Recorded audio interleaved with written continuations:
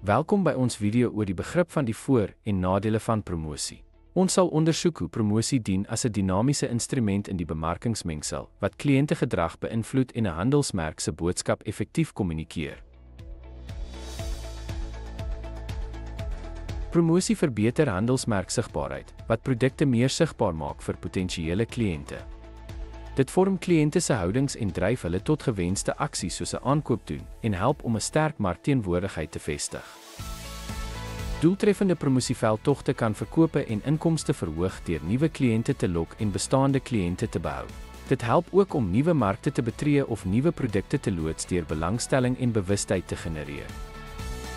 Bevordering egter kan wees duur, veral wanneer verskeie gereedskap en kanale gebruik word. Dit kan die bemarkingsbegroting oorbelasting, wat dit noodsaaklik maak om hulpbronne wyslik te beplan en toe te ken. Oormatige promosie of teenstrydige boodskappe kan kliënte verwar of vervreem, wat doeltreffendheid verminder. Dit is belangrik om 'n duidelike en konsekwente boodskap te handhaaf om hierdie slaggate te vermy. Promosieaktiwiteite fokus dikwels op onmiddellike resultate en verwaarloos moontlik langtermyn handelsmerkbou. Die balansering van korttermynwinste met langtermynstrategie is noodsaaklik vir volhoubare sukses. Die sukses van bevordering vertrou op die vind die regte mengsel van gereedskap wat uitdagend kan wees. Swak uitgevoerde promosie kan lei tot negatiewe handelsmerkpersepsie of terugslag, wat die behoefte aan noukeurige beplanning beklemtoon.